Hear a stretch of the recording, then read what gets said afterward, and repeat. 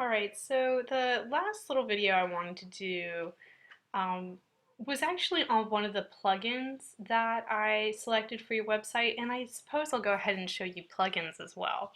But, a plugin is something that you can download and add to your website to kind of expand the usefulness of WordPress.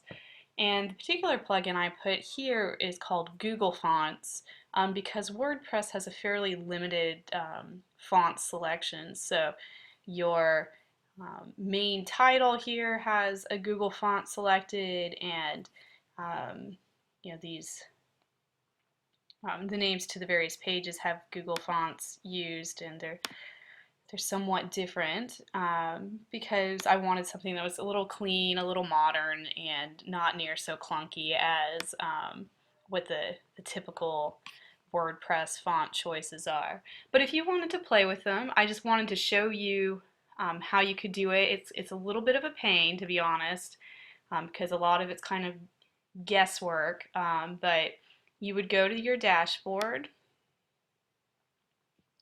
and then you would come down the left side. Here you can see plugins. This is where you would add a new plugin or update the ones that you already have installed, and I'll do that after we finish looking at Google Fonts. But to alter your Google Fonts, you would go to Settings, and I think you can see right here, there's the link to Google Fonts. You would select that, and then here's how you begin to alter them. Now, I've only used 2 fonts. You can get more complicated than that because some of the fonts have multiple styles. You can have bolded or italic, or you can have certain size. You can select where that font is used in various headlines or um, body areas. I've selected to use everything in your website is Source Sans Pro. If you wanted to change it, there's the names to the others. The only thing that's different from that is your title with your name is actually just, that's the only one I've selected, headline, header 1 for that.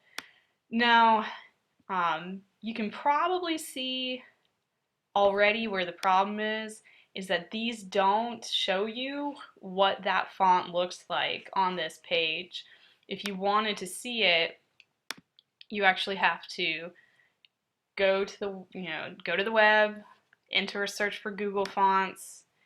Google Fonts comes up, and here's where you see a preview of what that font might look like.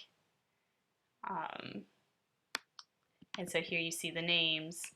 You can select by thickness, slant, and width. You can look for those with serifs or without, or with handwriting, etc. But it can be a small bit of a pain because you have to play around with it, and you don't get to see it until you've selected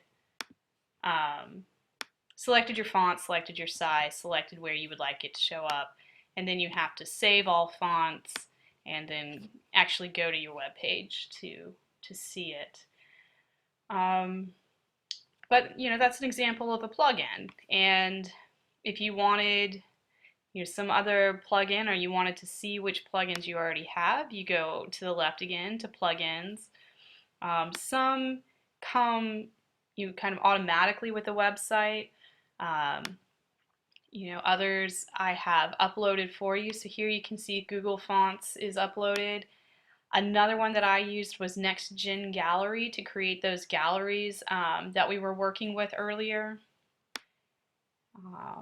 And I also uploaded one, or downloaded one that's a contact form, which allows us to go to your contact page, and that plugin creates this form, and we send anything that somebody wants to ask you will be automatically sent to your email. But this here is all that plugin that I've uploaded, and you can search online for other potential plugins. And every so often you can see the 2 next to it. It means that there are 2 that need updating. Sometimes that's a little problematic because if it updates, sometimes it breaks the plugin or something doesn't play as well with our website.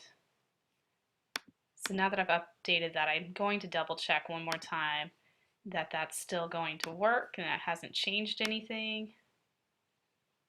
Yep, so it's still there. And so those are plugins. That's your Google font and your contact, and if you wanted to install more, you can add new,